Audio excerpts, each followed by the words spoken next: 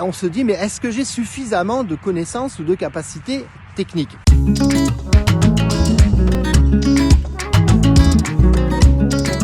Bonjour à tous, j'espère que vous allez bien. Aujourd'hui c'est jeudi, et voilà, je vous souhaite une bonne journée. J'espère que tout va bien se passer pour vous en ce jeudi matin. Alors on va voir ensemble aujourd'hui une raison qui fait que parfois on n'ose pas se mettre à son compte. Cette raison elle est assez simple et elle est évidente. On se dit, mais est-ce que j'ai suffisamment de connaissances ou de capacités techniques? Alors si vous réfléchissez à vous mettre à votre compte, c'est que j'imagine que vous avez déjà des capacités techniques sur votre métier, sinon ça serait pas un sujet, vous seriez pas en train de me regarder.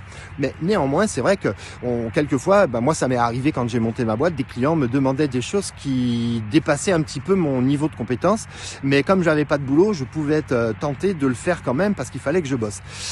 C'est une grosse connerie, vous allez vous mettre dans des galères pas possibles. En fait, il faut que vous appreniez une chose qui est fondamentale quand vous vous lancez dans votre business d'artisan, c'est apprendre à dire non.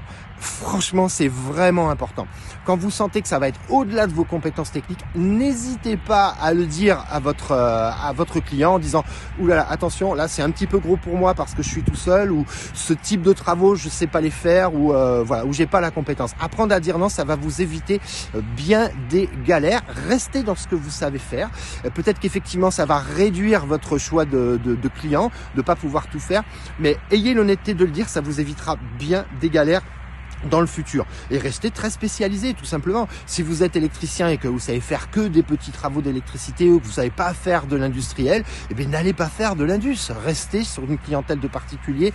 Rassurez-vous, avec de la patience et du temps, vous trouverez votre marché de niche auprès de votre clientèle. Ne vous inquiétez pas pour ça. Mais n'allez pas vous lancer dans des trucs énormes. Si vous êtes maçon, c'est la même chose. Si vous vous lancez tout seul en maçonnerie, n'allez pas vous lancer dans des chantiers pharaoniques et dans lesquels vous risquez de vous retrouver débordé et de pas pouvoir assurer le service qu'attend votre client, et là vous allez directement dans le mur. Donc démarrer petit, on peut pas tout savoir dans un métier. Je veux dire, c'est si demain vous montez artisan, on pourra pas vous demander de faire le pont de Millau. Il y a un moment donné, il faut être logique, faut être cohérent. N'ayez pas de honte par rapport à ça. Restez dans ce que vous savez faire et apprenez à dire non à vos clients. C'est un point qui est très très très important.